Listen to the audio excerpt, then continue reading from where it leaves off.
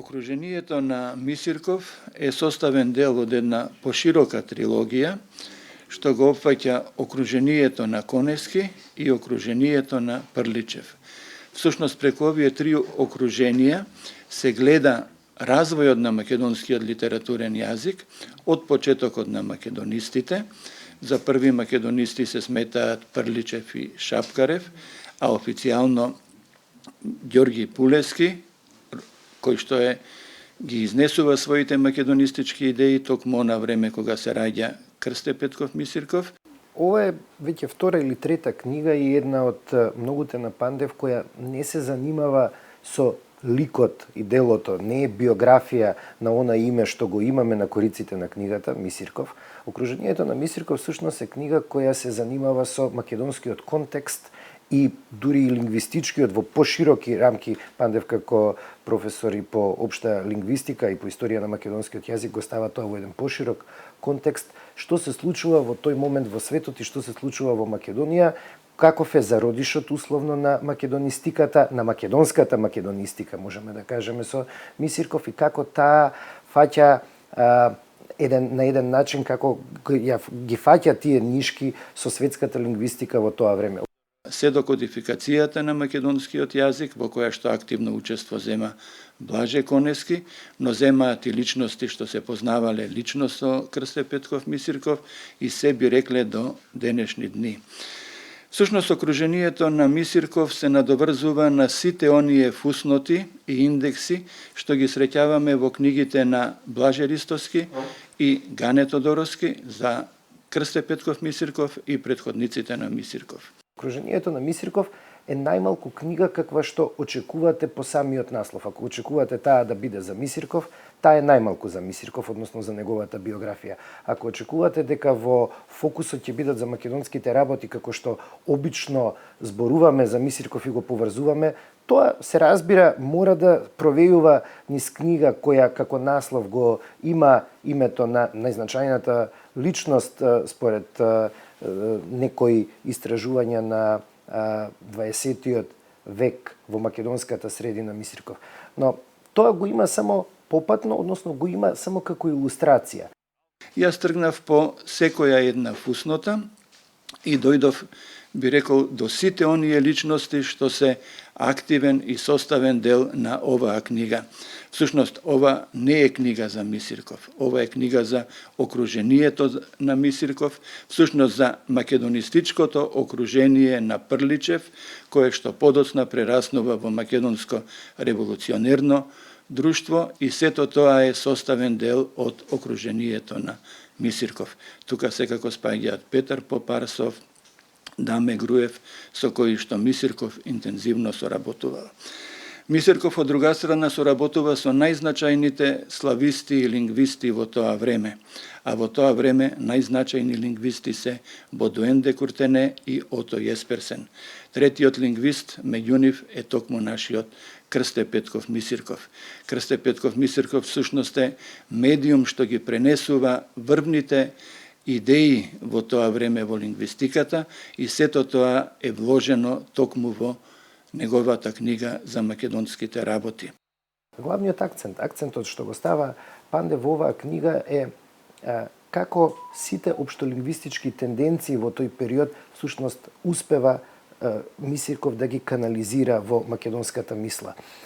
Ова не е книга што може лесно да се чита, во смисла на тоа дека тежината е во бројот на податоците што можете да ги соберете. Секоја реченица што ќе ја прочитате, секој податок ви отвора дополнителна некоја страница или може да ви отвори дополнителен поглед и дополнителни книги што понатаму треба да ги консултирате за да видите што се случувало во тој дел.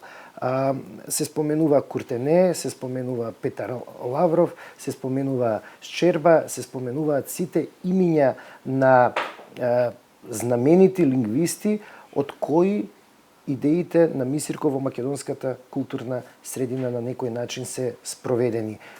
Делото за македонските работи во таа смисла има дополнително значење. Тоа не е само упатство за тоа како треба да се кодификува јазикот, тоа е всушност една синтеза, една социолингвистичка синтеза во еден дел за тоа што е во тој момент владеачка парадигма во лингвистиката. Мисирков треба да имаме предвид дека студирал со најзначајните слависти на 20. век.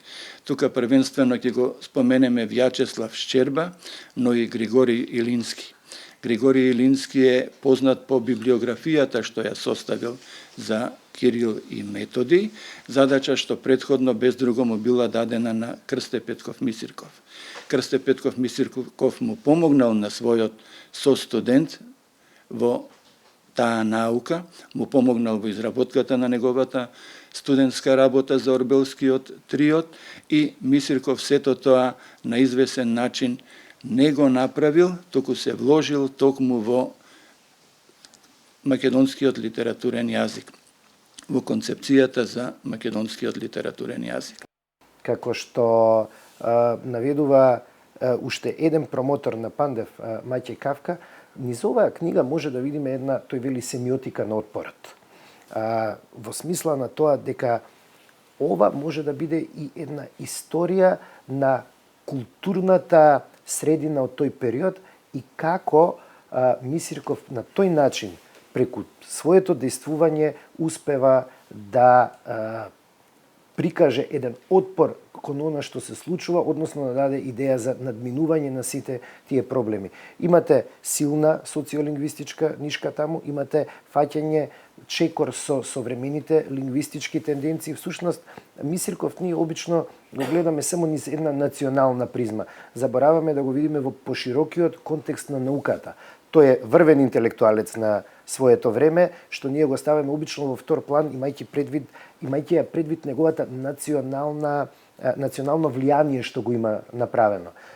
Упатството за стандардизација на македонскиот јазик во петтата статија за македонските работи не е само чувство, не е чувство на човек како треба нешто да се направи, туку е постулирано врз сериозни лингвистички принципи.